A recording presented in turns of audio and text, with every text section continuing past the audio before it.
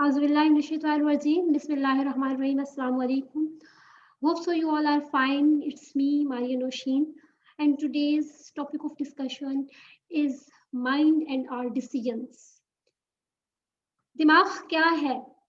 सबसे पहले हमारा जो टॉपिक है उसका अगर हम उसे स्प्लिट करें तो माइंड और दूसरी तरफ हमारे फैसले। हमारा जो माइंड है वो ही सारा कुछ करता है, हमें वो कमांड दे रहा होता है और हम उस कमांड के मुताबिक अपनी जिंदगी बसर कर रहे होते हैं। एक छोटे से छोटे अमल से लेके एक बहुत बड़े अमल तक इंसान जब जाता है तो वो सारा करिश्मा उसके बिलाशुबा ज़हन का होता है। उसका ज़हन उसे ट्रैक्स दिखाता है कि इस तरफ जाओ, अब ये रास्ता ठीक है, अब इस पे चल पड़ो, और ये गलत है, इससे तुम डेविएट कर जाओ। हमें अपना माइंड हमारा समझा रहा होता है, लेकिन प्रॉब्लम इज दैट कि हम माइंड को ही नहीं समझते। दैट्स व्हाई हमारे डिसीजंस बहुत ज्यादा गलत हो जाते हैं और फिर हम ये कह रहे होते हैं कि हमारे फैसले हमारे बड़ों की वजह से गलत हुए या हमारे एक्सटर्नल एनवायरनमेंट की वजह से गलत हुए। हम अपना आप बना नहीं पाते और अपने माइंड पे फोकस नहीं कर पाते, जिसकी वजह से हम अपने जिंदगी के तमाम तर फैसले जो हैं उन्हें लेने में, उन पे अमल पैरा होने में हम बहुत ज़्यादा गलतियाँ करते हैं। अब सवाल ये उठता है कि माइंड को किस तरह इस तरह से बनाया जाए कि सही फैसले हों, या माइंड कैसे इफेक्टिवली काम करेगा? वो कौन-सा माइंड है जो इफेक्टिवली काम करता है और वो कौन-सा माइंड है जो इफेक्टिवली काम नहीं करता? तो माइंड कैटेगराइज़ नहीं है एक्चुअली में। एक्चुअली में हमारा जो बिहेवियर है वो डेविएट होता है तो कुछ अच्छा हो जाता है, कभी डेविएट होता है तो कुछ बुरा हो जाता है, जो कि हमारी फैसलों की शक्ल में सामने आता है। तो अब आप देखिए, माइंड सेटअप जो है वो 2 तरह से होता है। एक तो आपका माइंड सेट होता है फिक्स्ड पैटर्न की को लेके। दूसरा माइंड सेट होता है फ्लेक्सिबल पैटर्न्स को लेके। अगर तो आप 21वीं सदी में जी रहे हैं और आप ये सोचें कि आपके आबा-ओ-अजदाद ने जिस तरह से ज़िंदगी गुज़ारी थी बरसों पहले, आप उस तरह से अभी भी अपनी पीढ़ी को भी उसी तरह चलाएँ और खुद भी उसी तरह चलते रहें, तो ये बहुत ज़्यादा गलत होगा। कॉन्सेप्ट्स को थोड़ा-सा डेविएट करेंगे हम, थोड़ा-सा कॉन्सेप्ट्स को स्प्लिट करेंगे और उसमें कुछ नई चीज़ें भी ऐड करें, कुछ पुराना तड़का भी लगाएँ और उसके बाद ज़िंदगी जिएँ, तो ज़िंदगी जीने का मज़ा आएगा। और फिर हमारे डिसीजंस भी बिल्कुल एक्यूरेटली तो ठीक नहीं होंगे, लेकिन अ, थोड़ा-सा ठीक हो जाएगा, क्योंकि एक्यूरेटली तो कोई चीज़ परफेक्टली सही से हो नहीं सकती।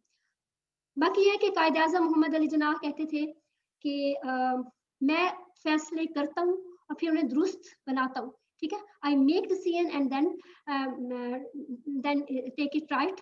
उनको फिर मैं अपने मेहनत से आप कह लें या अपनी सोच समझ से कह लें, उनको मैं ठीक करता हूँ। तो कभी भी ठीक फैसले नहीं लिए जाते, फैसला ले लिया जाता है और फिर उसको दुरुस्त करने की तगदो की जाती है। जैसे बहुत से बड़े कहते हैं कि अगर तुमने कोई अपने माइंड में प्लान बनाया है, कोई तुम्हारा प्लान है, मंसूबा है, जो कि तुम डिसीजन जिसकी बेस पे लेना चाहते हो, तो वो तुम प्लान जो है ना वो लोगों के सामने रख दो। उसे तुम दुनिया को बता दो कि मैं ये करने वाला हूँ। फॉर एग्ज़ाम्पल, आप एक बहुत बड़ी एम्पायर खड़ा करना चाहते हैं, तो आपके पास अभी कोई वसाइल नहीं है। अभी आपके पास वसाइल इन केस कि आपके पास ना तो उसको एस्टेब्लिश करने के लिए इनकम है, ना ही ज़राए हैं, दूसरे जो ज़राए हैं, वो भी नहीं है। तो आप उससे पहले अपने माइंड के अंदर उसको बिल्कुल पेवस्त करें कि मैंने ये चीज़ करनी है। और उसके बाद सेकेंडली जब आपके पास कुछ ज़राए और कुछ इनकम आ जाती है ना, तो आप दुनिया को बताना शुरू कर दें कि मैंने ये वाला काम करना है। मैं ये करके रहूँगा, क्योंकि ये मेरा अंदर मुझे कहता है, मेरा ज़मीर बार-बार कहता है कि तुम कुछ बड़ा करोगे।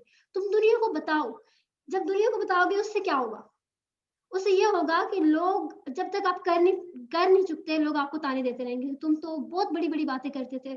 मैं ये करूँगा, मैं वो करूँगा, तो अब तुम्हारी वो सोच, तुम्हारे वो सारे डिसीज़न्स वो कहाँ गए? तो आपको लोगों की वो तमाम बातें जो है ना, वो तनकीद सामने लेके आएगी और आपके फैसले जो आप माइंड में सिर्फ़ बनाते हैं, वो आपको उभारेंगे कि अब आप कुछ करें। तो आप कुछ करने के काबिल हो जाएँगे। जब तक हम दिमाग में सोचते रहते हैं कि मैं ये काम करूँगा और उसको शेयर नहीं करते किसी के साथ, तो उसका यही नुकसान होता है कि जैसे ही हमारे माइंड को थोड़ा-सा ये क्लिक मिलता है कि तुम ना करो, इसका ये नुकसान होगा, तो माइंड आपको उसकी नेगेटिव सारी चीज़ें जो है ना वो जनरेट करना स्टार्ट कर देता है और आपको ये दिखाता है कि ये तुम अगर ना करो तो ही बेहतर है। क्योंकि बहुत से लोगों ने किया। फॉर एग्जाम्पल अगर हम बिजनेस की बात करें तो बहुत से लोग बिजनेस का माइंडसेट बनाते हैं और उसके बाद उसको खुद ही चकनाचूर कर देते हैं। क्यों? क्योंकि उनको बताया जाता है कि जब तुम्हारे अबाव-अजदाद ने स्टार्ट किया था तो ये मसाइल हुए थे। या ये बताया जाता है कि हमारे खानदान में किसी का कभी कारोबार कामयाब नहीं हुआ। ये बेटा हमेशा से रहा है कि तुम्हारे चचा ने शुरू किया था, तुम्हारे फूफा ने शुरू किया था, डूब ही गया था। तब देखो तुम ट्राई ना करो, तुम ट्राई ही ना करो। अब सोच पीछे देखें। इसलिए मैंने माइंड और डिसीजंस दोनों को कंबाइन किया कि जब भी डिसीजन आज के बच्चे लेते हैं तो उनको बड़े हमेशा यही कहते हैं कि तुम ये ना करो, हमारी पुश्तों ने ये किया था तो उनको ये कंसिक्वेंसेस देखने को मिले थे, ऐसा मत करो। तो आप वैसा मत करें जैसा आपको कहा जाता है। कभी-कभी आपको मिसट्रेन्ड किया जाता है। आपको अपना दिमाग भी इस्तेमाल करना है। बड़ों की ट्रेनिंग, बड़ों की बातें, उनका हुक्म, वो सारी अपनी जगह। लेकिन हमेशा जो अक्लमंद इंसान है, वो जब फैसला लेता है तो उसकी बुनियाद स्ट्रॉन्ग चीज़ पे होती है और वो स्ट्रॉन्ग चीज़ क्या है? ईमान। आप ईमान की बुनियाद पे फैसले करें। दूसरा, आप अब ईमान में ना आपको सारा कुछ क्लियर हो जाता है कि दिल गवाही देता है। ईमान की हालत में आपका दिल भी गवाही देगा कि you are going to do wrong और राइट। और जब बात करते हैं सूझ-बूझ की, समझ की, तो दिमाग आपको हवाला दे देता है कि ये ठीक है या गलत है। फिर एक और चीज़ जो मैंने प्रैक्टिस किया, मैं आपको बताऊँ तो मैंने कोई बड़े-बड़े फैसले तो नहीं किए अपनी ज़िंदगी में, लेकिन अपनी ज़िंदगी के मैंने बहुत से फैसले किए हैं। आपको अपनों को नाराज़ भी नहीं करना, वो जो कह रहे हैं वो भी करना है, ठीक है? और वो भी करना है जो आप चाहते हैं, तो क्या करना है? खामोशी बहुत सी बीमारियों का इलाज है। इतना ज़बरदस्त टॉनिक है जिसका कोई हिसाब नहीं है। आप क्या करें, आपको कोई बड़ा नसीहत कर रहा है, बेटा हमारे ख़ानदान में कारोबार डूब जाता है, फॉर एग्ज़ाम्पल उसी बात को ले लेती हूँ, ठीक है? वो एक बेस्ट एग्ज़ाम्पल है और मैंने बहुत से लोगों से सुनी तो मुझे बड़ी मज़े की लगी, कि बेटा हमारे ख़ानदान में तो ना कारोबार डूब ही जाता है, करना मत। तो अब फॉर एग्ज़ाम्पल आप करना भी कारोबार चाहते हैं, तो आप ये ना कहें कि आप दुरुस्त फरमा रहे हैं, आप चुप हो जाएँ। चुप का भी यही मतलब होता है, दुरुस्त फरमा रहे हैं। आप चुप हो जाएँ और चुप होने के बाद अपने माइंड को आप सिग्नल्स दें कि तुमने करना कारोबार है, मतलब इसी के लिए पैदा हुए। अल्लाह रब्बुल इज़्ज़त सबको सूझ-बूझ दे, बहुत से लोगों को बहुत जल्दी ये पता चल जाता है कि अल्लाह रब्बुल इज़्ज़त ने उन्हें क्यों दुनिया में भेजा। कौन-सा अहम काम है, करते वो मास्टर्स इन कंप्यूटर साइंस है, करते वो मास्टर्स इन केमिस्ट्री है, लेकिन उन्हें पता चलता है हमने शायर बनना है, हमने अदीब बनना है। उन्हें बाद में पता चलता है, कुछ लोगों को डिग्री करने के बाद पता चलता है। कुछ लोगों को यूनिवर्सिटी में ही पता चल जाता है कि हमें किस चीज़ का कीड़ा है, तो कुछ लोगों को स्कूल लाइफ में पता चल जाता है। तो ये चीज़ जो बच्चे को-करिकुलर एक्टिविटीज़ में हिस्सा लेते हैं, अगर वो उन को-करिकुलर एक्टिविटीज़ में से किसी में बहुत ज़्यादा ऊपर है, तो उनको सोचना चाहिए कि इसमें से कोई ऐसी चीज़ है, जिसे मैं प्रोफ़ेशनल बना सकती हूँ, जिससे मैं अपनी प्रोफ़ेशनल लाइफ़ सेटअप कर सकती हूँ। ये होते हैं डिसीज़न्स। डिसीज़न्स हमने स्टूडेंट लाइफ़ में थोड़े-थोड़े अपने माइंड में रखे। जब तक हम अपने बड़ों के मोहताज हैं, तो उस वक़्त तक आप अपने डिसीज़न्स को माइंड तक ज़रूर रखें। क्योंकि अगर आप माइंड में ही नहीं रखते एक चीज़ को कि मैंने ये कर और फिर उसको सबसे ज़बरदस्त बात जो मैंने उस्तादों से सीखी वो कहता है राइट इट डाउन। आप उसको लिख लो। कहीं पे लिख लो, कितने कोरे कागज़ होंगे ना घर में। घर में आपके हाफ पेज भी कहीं पे है, फुल पेज है वो एक सेपरेट है उसको सँभाल के रख लें। तो वो ज़ाया ना करें क्योंकि बेहुरमती होती है, पेज को ज़ाया नहीं करना चाहिए। अदब से जो भी लोग रिलेटेड हैं उनको पता है कि एक सिंगल लाइन भी अगर कहीं पे वेस्ट हो रही है तो उसको आप वेस्ट ना करें, उसको कुछ लिख दें अच्छा, जो शायद किसी के काम आ जाए। तो आपने ये जो सारा कुछ करना है, राइट करेंगे ना, आपके माइंड में उस चीज़ का एक इमेज बन जाएगा। जब हम राइट करते हैं पेज पे, तो पेज का आप इमेज ले सकते हो ना, तो वो इमेज आपके माइंड में भी एग्ज़ैक्टली उसी तरह बन जाता है। और जिस चीज़ का इमेज बन जाता है, तो आप ईज़िली रिलेट कर पाएँगे कि आपके लिए इमेज को इवैल्यूएट करना, उसको समझना बहुत आसान होता है। ये बिल्कुल इसी तरह है जैसे अब आप मुझे देख रहे हैं, ठीक है? और फॉर एग्ज़ाम्पल ये लेक्चर जो है ऑडियो में होता, तो आपको ऑडियो में ज़्यादा क्लियरली बात समझ आती है या वीडियो में? वीडियो में मैं नज़र आ रही हूँ और कुछ भी ऐसा नहीं हो रहा, लेकिन फ़र्क है, इफेक्टिवनेस भी है। तो दूसरी एग्ज़ाम्पल ले लेते हैं अगर आप मूवी देख रहे हैं और कोई आपको जस्ट मूवी की स्टोरी सुना रहा है, वहाँ पे आप इमेजिनेशन मूवी की जब स्टोरी सुन रहे होते हो ना, तो आप इमेजिन करना स्टार्ट हो जाते हो अपने माइंड में। आपका माइंड क्या करता है दूसरे एंड पे, वो जो स्टोरी आप ऑडियो में सुन रहे हैं ना मूवी की, वो उसकी इमेज आपके माइंड में इमेजिनेशन की सूरत में लेके आता है। It means that your mind works on images. आपके माइंड को बहुत अच्छी तरह से वो चीजें समझ आती हैं जो इमेजेस में होती हैं। बच्चों को बुक्स के अंदर जस्ट टेक्स्ट नहीं दिखाया जाता, क्यों इमेजेस दिखाई जाती हैं, वो फोटोज क्यों होती हैं, ताकि उनको देर तक याद रहे। तो जब भी आप कोई डिसीजन लेने लगते हैं तो बड़े क्यों कहते हैं उसको लिख लो, बड़े क्यों कहते हैं अपने पूरे दिन की जो आपकी रूटीन है उसको आप लिख लें। वो इसीलिए ही कहा जाता है क्योंकि जब आप लिख लेते हो तो नक्श कर लेते हो अपने माइंड में। और डिसीजंस भी इसी तरह से हैं। तो डिसीजंस को बेसिकली 3 टाइप्स में कैटेगराइज किया जाता है जो कि हम लाइफ में लेते हैं। कुछ होते हैं सर्टेनिटी होती है उसके अंदर, आपको आपके सारे वो प्लान होते हैं। जैसे फॉर एग्जांपल आपको बहुत सी चीजें ऐसी पता है जो आपने कल करनी है, जैसे आपका कहीं पे सेशन है या आपकी किसी के साथ कोई कमिटमेंट है, किसी के साथ मीटिंग है, वो आपको पता है। तो आप ये जो डिसीजंस हैं ये क्या है, ये सर्टेनिटी डिसीजंस है।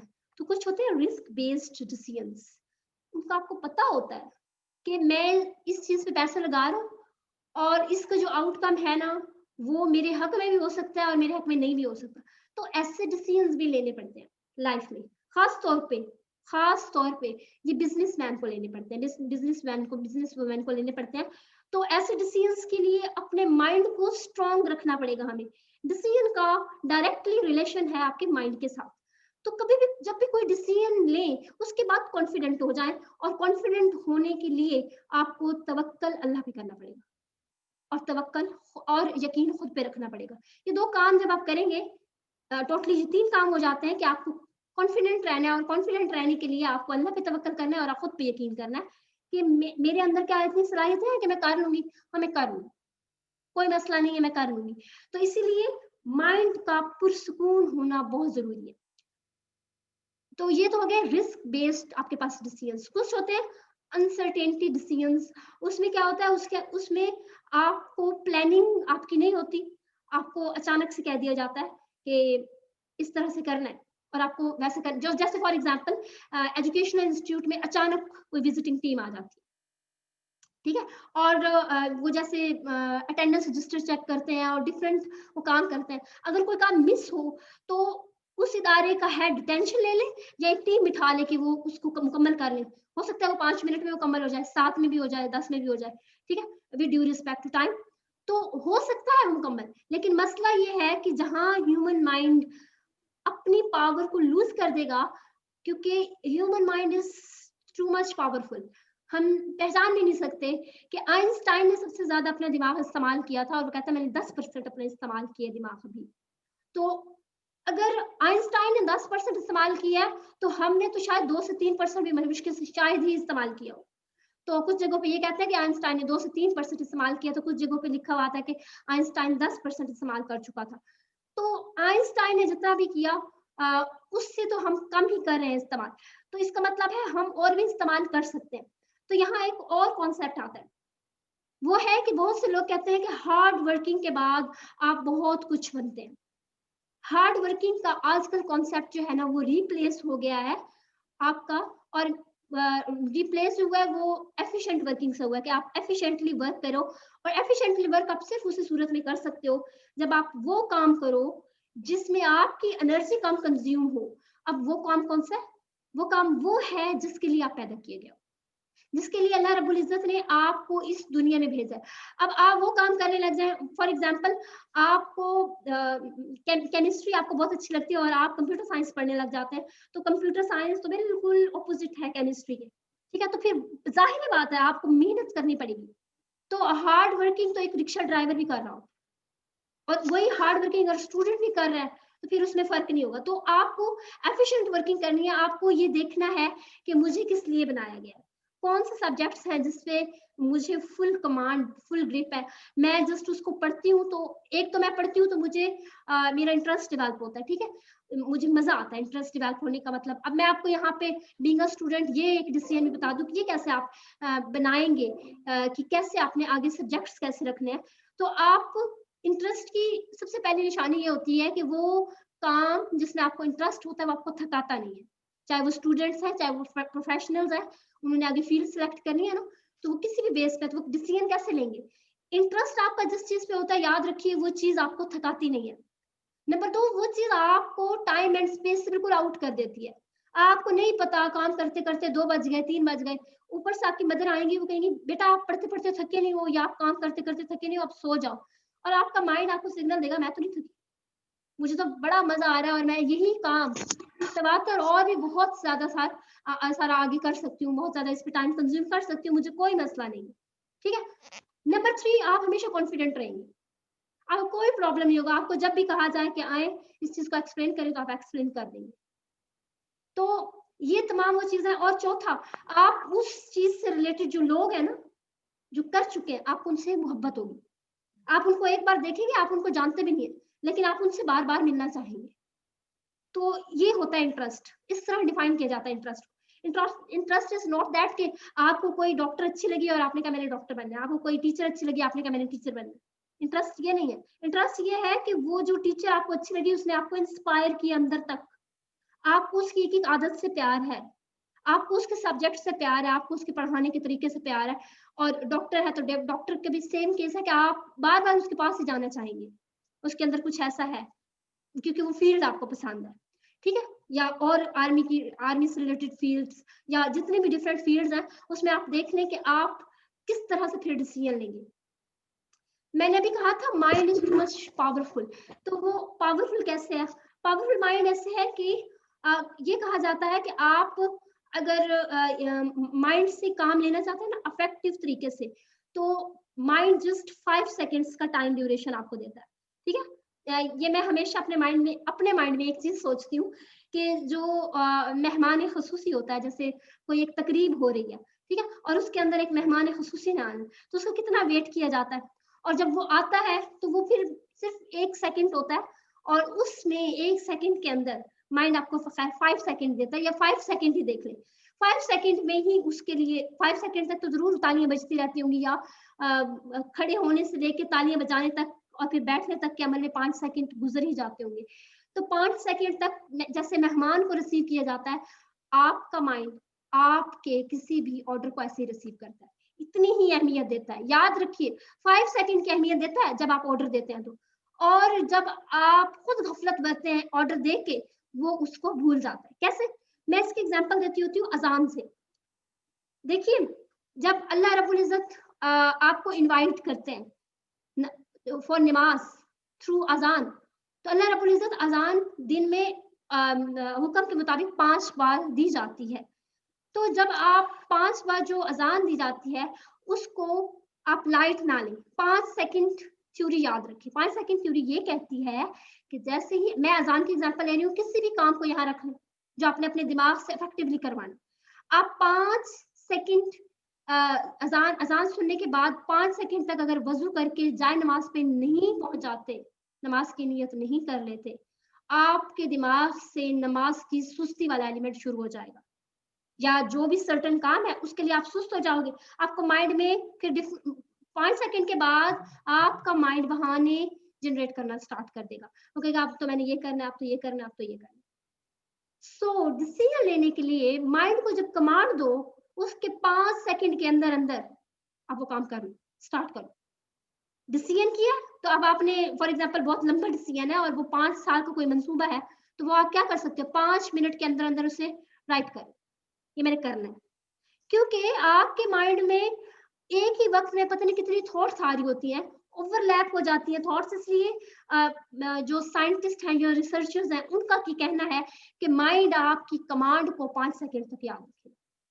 तो डिसीजन भी आपने इसी बेस पे लेना है। जो भी काम आप करना चाहते हैं या आप माइंड से करवाना चाहते हैं, तो उसके लिए आपको 5 सेकंड्स के अंदर अंदर वो काम करवा लेना है। और अगर आप 5 सेकंड्स के अंदर अंदर नहीं करवाएंगे, तो याद रखिए माइंड उसको ओवरलैप कर देगा थ्रू एन अदर एक्टिविटी, दूसरी एक्टिविटी आ जाएगी, और फिर दूसरी एक्टिविटी की उस सारी सूझबूझ के अंदर आप पड़ जाएंगे, और फिर वो काम नहीं कर पाएंगे जो आप करना चाहते हैं। और एक चीज हमें याद रखें, अपने माइंड में रख लें, लिख लीजिए बल्कि इसको, कंपाउंड इफेक्ट। कंपाउंड इफेक्ट का बहुत बड़ा रोल है हमारे डिसीजन मेकिंग में। हमारे माइंड की किसी भी एक्टिविटी, जो भी काम अपने दिमाग से करवाना है ना, उसका कंपाउंड इफेक्ट पे बहुत ज्यादा, कंपाउंड इफेक्ट का उस पर बहुत ज्यादा असर होता है। कंपाउंड इफेक्ट क्या है? कंपाउंड इफेक्ट ये है कि जब भी हम कोई डिसीजन लेते हैं तो हम बहुत ज्यादा जल्दी में होते हैं कि ये काम जो मैं सोच रहा हूँ या जिसका मैं फैसला कर चुका हूँ बस हो जाए, तो ऐसा नहीं होता। कंपाउंड इफेक्ट कहता है जैसे स्टेयर्स होती है ना, एक सीढ़ी चढ़ी आपने, फिर दूसरी, फिर तीसरी, फिर चौथी, बिल्कुल इसी तरह आपके बड़े बड़े काम जो है वो सेगमेंट्स में होते हैं। जैसे अगर मैं एग्जांपल दूं आपको मॉर्निंग वॉक की, तो आप एक दिन वॉक करते हो उसका असर नहीं होगा, आपकी सेहत पे कोई भी असर नहीं होगा। 2 दिन वॉक करते हो नहीं होगा, 3 दिन वॉक करते हो नहीं होगा, 10 दिन वॉक करने का भी नहीं होगा। महीना, 2 महीना जब हो चुकते हैं फिर आपको असर मालूम होता है। तो कंपाउंड इफेक्ट यही कहता है कि थोड़ा थोड़ा थोड़ा करके बहुत होता है और बहुत का असर होता है। इट मीन्स दैट कि वो जो हार्ड वर्किंग का कॉन्सेप्ट था उसको रिप्लेस इसलिए अफेक्टिव वर्किंग से किया गया है कि अफेक्टिव वर्किंग ये है कि आप काम अपना उस वक्त करो जब आपका माइंड इफेक्टिवली काम करने पे आमादा है। वो आपको पता होगा कि आपका वो सुबह नमाज के बाद का टाइम है, या ईशा 12 बजे के बाद का टाइम है, या 10 बजे के बाद का टाइम है। कुछ लोग रात में बहुत इफेक्टिव तरीके से काम कर लेते हैं, तो कुछ लोग अर्ली मॉर्निंग में बहुत जबरदस्त तरीके से काम कर लेते हैं। तो ये चीज डिसाइड करनी है आपको। अपनी लाइफ के बहुत इंपॉर्टेंट डिसीजंस लेने हैं, और बहुत से लोग डिसीजन मेकिंग में बहुत बड़ी गलती कर जाते हैं। उन्होंने जो डिसीजन लिए होते हैं वो उन डिसीजंस को जाके शेयर कर देते हैं रॉन्ग पीपल के साथ। आप अपने फैसलों को, जो कि आपकी जिंदगी के बहुत अहम फैसले हैं, उनको बराहे करम ऐसे लोगों के साथ कतई शेयर मत करें जो कि जिनके साथ आपका 1-2 दिन का रिलेशन है। ऐसे लोगों के साथ शेयर करें जिनके साथ कम से कम 3 या 5 साल का ऐसा रिलेशन है कि आपने हर बहार खजा इकट्ठे देखी, आपने देखा है कि मेरे दुख सुख में ये मेरा किस तरह साथ खड़ा है इंसान। आप ऐसे इंसान के साथ शेयर करें अपने डिसीजंस, उनसे पूछें कि क्या मैंने ये दुरुस्त फैसले लिए हैं, अवेल्युएट करवाएं। और अगर आपको फिर भी आप आखिरी फैसला अपने पास रखें। आखिरी फैसला ये नहीं है कि वो फला माऊ की बेटी है, वो मेरी बेस्ट फ्रेंड भी है, वो मुझे जो कुछ कहती है वो बिल्कुल ठीक कहती है। इसका मतलब है आपने अपना आप किसी को सौंप दिया, आप अपने नहीं है, आप किसी और के हैं। कब तक वो मामू की बेटी आपके साथ रहेगी?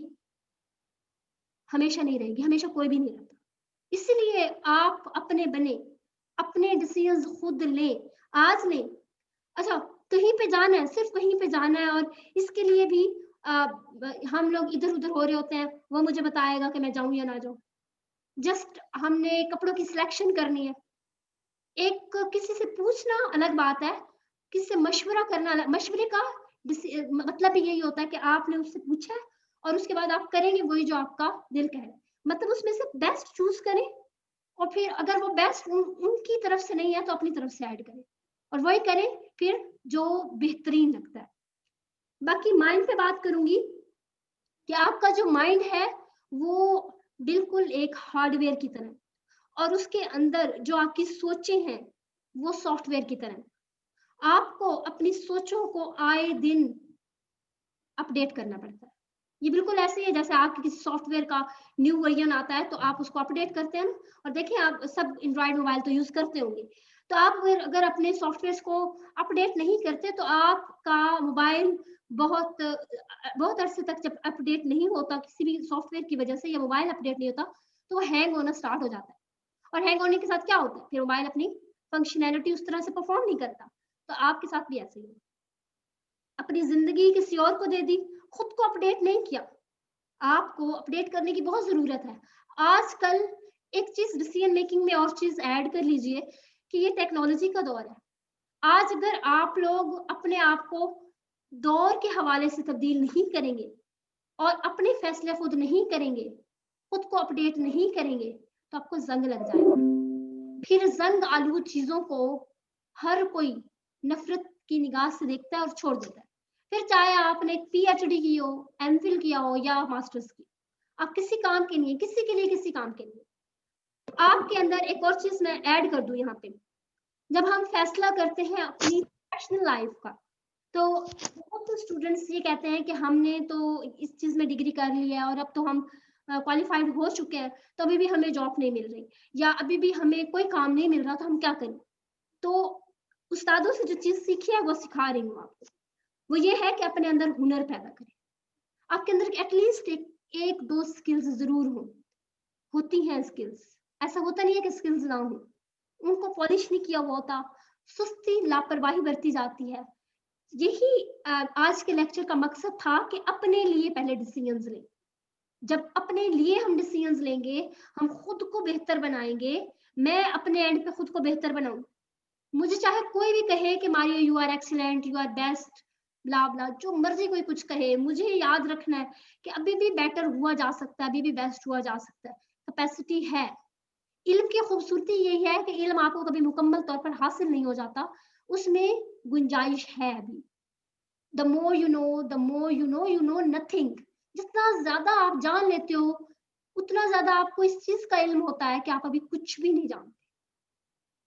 क्या आपने, मैंने दुनिया जहान की किताबें पढ़ ली है?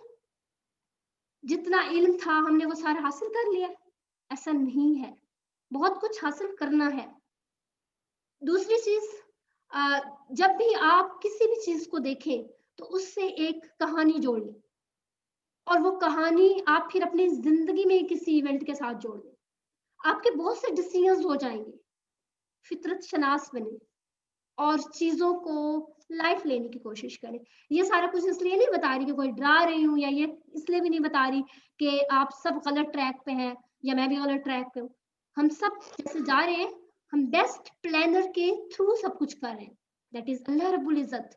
तो हम ठीक जा रहे हैं अल्हम्दुलिल्लाह। तो अल्हम्दुलिल्लाह छोटा पड़े तो कह दो फबी अय्याल रब्बी कुमातु का ज़ीमान। कुछ भी गलत नहीं होता हमारी लाइफ में, सब कुछ हमारी सोच का नतीजा होता है। हम वही होते हैं जो हमारी सोच होती है। तो अपने बारे में अच्छा सोचें।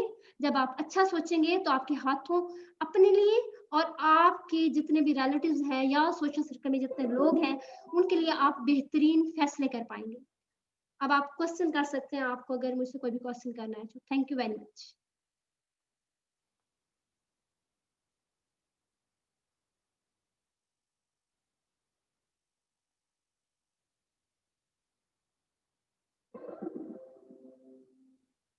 जी, एनी क्वेश्चंस?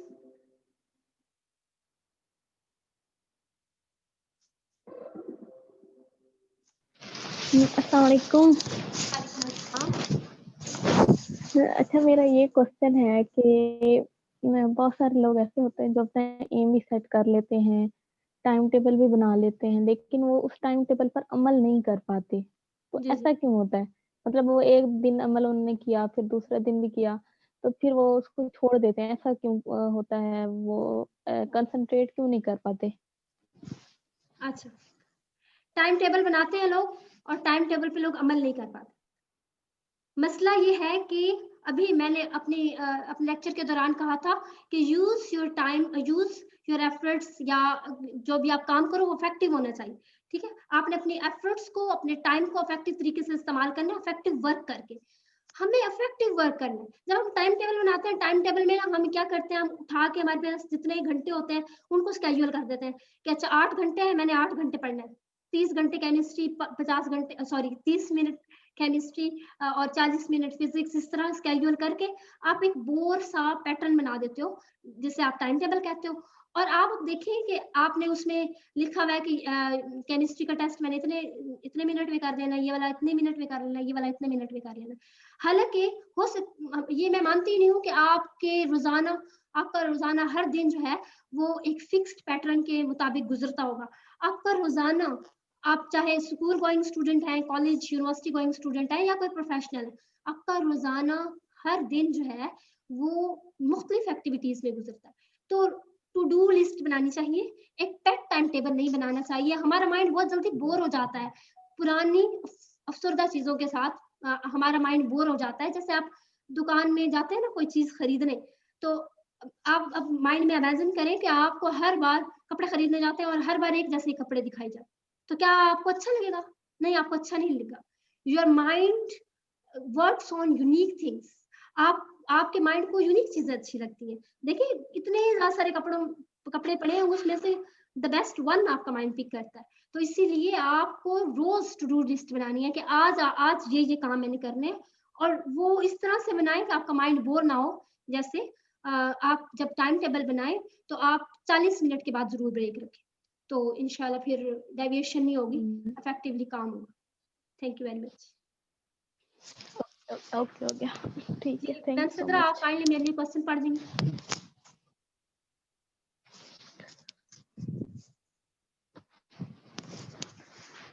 मिस नूरुल हुदा का क्वेश्चन है, how can we make ourself ambitious to our target?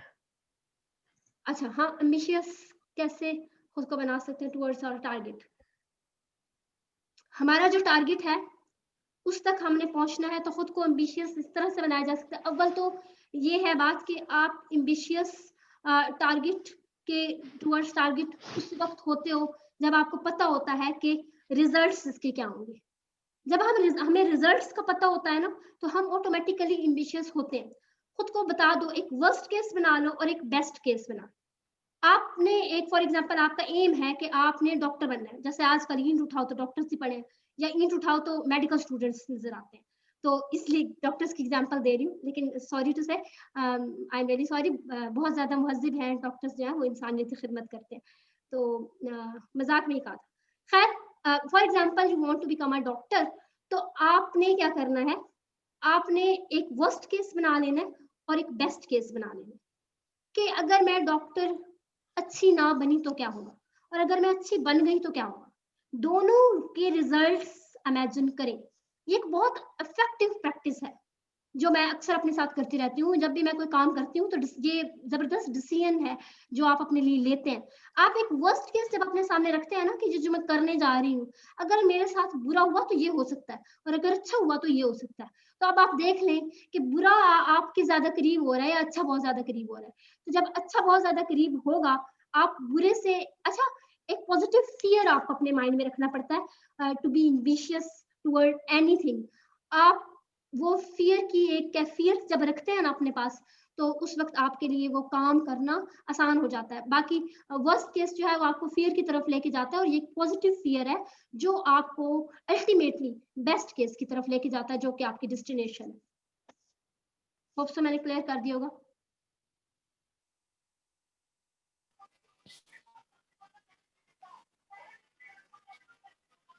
हमारी मैं कर सकती हूँ सवाल एक? जी जी, यहाँ पे रिटन जो क्वेश्चन आ रहे हैं काइंडली वो रह ना जाए।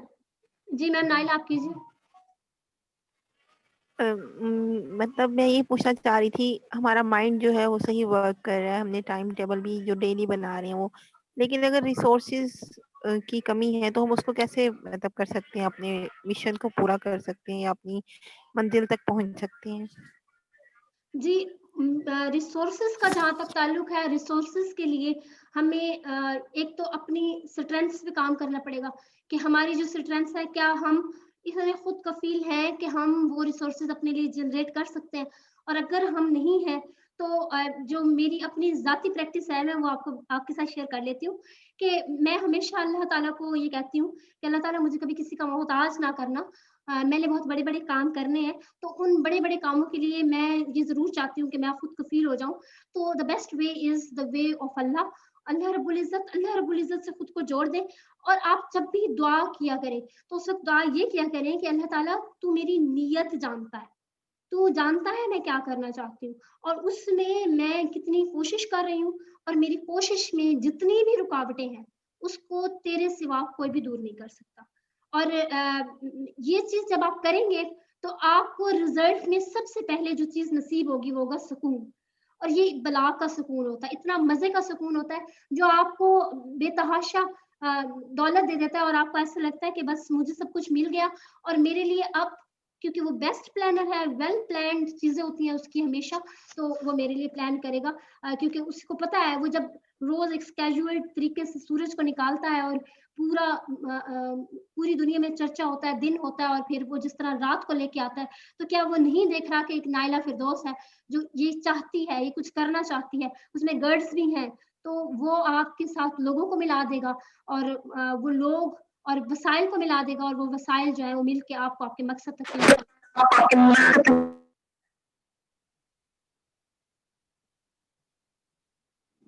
जी, ये सिद्रा काइंडली पढ़ दीजिएगा। नूरुल हुदा के बाद किसका क्वेश्चन आया? ये क्वेश्चन एक किया हुआ है कि समटाइम लोग नेगेटिव टारगेट के लिए एग्रेसिव होते हैं, व्हाट इज देयर केस? उनमें खशियत इलाही नहीं होता, वो सिर्फ दुनिया को टारगेट बना के उनको लग रहा होता है ये बहुत गलत अप्रोच है, ये हमें माइंड से निकालनी पड़ेगी।